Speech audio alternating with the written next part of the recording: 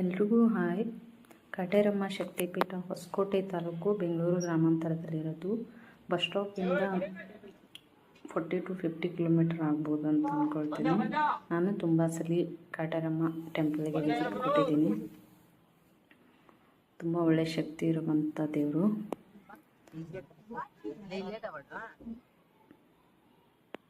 ಮತ್ತು ಇಲ್ಲಿ ಎಲ್ಲ ತಿಂಗಳು ಹುಣ್ಣಿಮೆ ಮತ್ತು ಅಮಾವಾಸ್ಯೆ ದಿನ ನೈಟು ಹೋಮ ಮತ್ತು ಹವನಗಳಾಗುತ್ತೆ.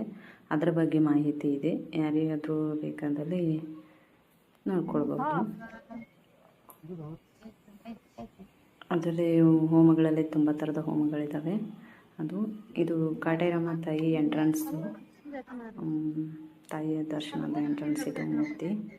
ಆಮೇಲೆ ಇಲ್ಲೆಲ್ಲ ಮುಂಚೆ ಹೋಮಗಳು ಮಾಡ್ತಿದ್ರಂತೆ, ಇವಾಗ ಒಳಗಡೆ ರೂಮಲ್ಲಿ ಮಾಡ್ತಾಯಿದ್ದಾರೆ.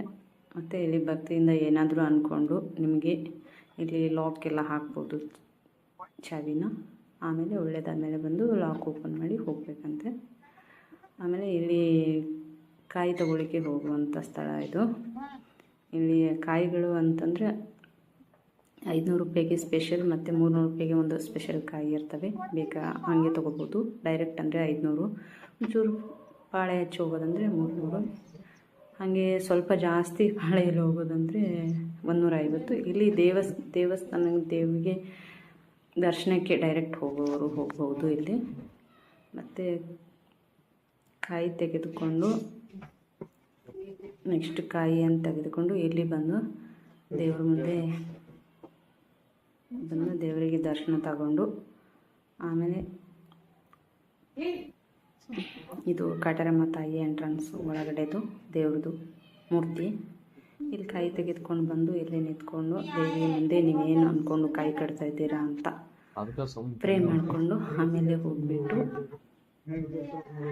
ನಿಮ್ಮ ಇಷ್ಟಾರ್ಥಗಳಿಗೆ ಎಷ್ಟು ರೌಂಡ್ ಹಾಕಬೇಕಾಗಿರುತ್ತೋ ಅಷ್ಟು ರೌಂಡ್ ಹಾಕಿಬಿಟ್ಟು ಕಾಯಿಯನ್ನು ಕಟ್ಟಬೇಕು ಆಲದ ಮರಕ್ಕೆ. ಇಲ್ಲಿ ಹಿಂದ್ಗಡೆ ಅವರವರ ಏನೇನು ವಿಶೇಷ ಇರ್ತಾವೋ ಅದನ್ನು ಬೇಡ್ಕೊಂಡ್ಬಿಟ್ಟು ಕೊಯ್ನ್ ಹಚ್ಚಿದ್ರೆ ಆಗುತ್ತಂತೆ. ಎಲ್ಲರೂ ಹಚ್ತಾ ಇರ್ತಾರೆ.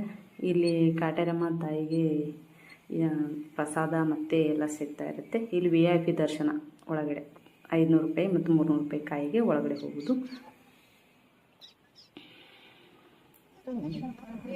ಇಲ್ಲಿ ಕಾಯಿ ಕಟ್ಟುವ ಸ್ಥಳ ಅದೇ ನಾನು ಆವಾಗಲೇ ಹೇಳಿದ್ನಲ್ಲ, ಅದು. ಇಲ್ಲಿ ಕಾಯಿ ತೆಗೆದುಕೊಂಡು ಬಂದು ಈ ದೊಡ್ಡದಾದ ಆಲದ ಮರ ಇದೆ, ಅಲ್ಲಿ ಒಳಗಡೆ ತಾಯಿಯ ಮೂರ್ತಿ ಇದೆ. ಈ ಆಲದ ಮರಕ್ಕೆ ನಿಮ್ಮ ವಿಶೇಷಿಗೆ ಎಷ್ಟು ಒಂದು ಚೀಟಿ ಕೊಟ್ಟಿರ್ತಾರೆ ಅವರು, ಅದರಲ್ಲಿ ಎಷ್ಟು ರೌಂಡ್ ಹಾಕಬೇಕು ಅಂತಿರುತ್ತೋ ಕಾಯಿಯನ್ನು ಹಿಡಿದುಕೊಂಡು ಅಷ್ಟು ರೌಂಡ್ ಆಲದ ಮರಕ್ಕೆ ಹಾಕಿಬಿಟ್ಟು ಆಮೇಲೆ ಆಲದ ಮರಕ್ಕೆ ನಿಮ್ಮ ಕಾಯಿಯನ್ನು ಕಟ್ಟಬೇಕು. 9 ವಾರ ಕಾಯಿ ಕಟ್ಟಬೇಕು ಅಂತ ಹೇಳ್ತಾರೆ. 9 ವಾರದಲ್ಲಿ ನಿಮ್ಮ ಆಸೆ ಎಲ್ಲ ಇದಾಗುತ್ತೆ ಅಂತ, ಭಕ್ತಿಯಿಂದ ಕಟ್ಟಿದ್ರೆ ಆಗುತ್ತೆ ಅಂತ ಹೇಳ್ತಾರೆ. ಇದು ತಾಯಿಯ ಮೂರ್ತಿ. ಇದು ಹೊರಗಡೆದು ಔಟ್ಸೈಡ್. ಎಲ್ಲರೂ ಜನಗಳು ಎಲ್ಲ ಹಾಕ್ತಾಯಿದ್ದಾರೆ ರೌಂಡು. ಇದು ಒಳಗಡೆದು ನಾವೇನು ರೌಂಡ್ ಹಾಕ್ತೀವಿ ಅಲ್ಲ, ಅಲ್ಲಿ ಆಲದ ಮರದ ಒಳಗಡೆ ಇರೋ ಇದು ಮೂರ್ತಿಗಳು ತಾಯಿದು. ಅಮಾವಾಸ್ಯೆ, ಹುಣ್ಣಿಮೆ, ಮಂಗಳವಾರ, ಶುಕ್ರವಾರ ಮತ್ತು ರವಿವಾರದಂದು ತಾಯಿಯ ವಿಶೇಷ ಪೂಜೆಗಳು ಜರುಗುತ್ತವೆ.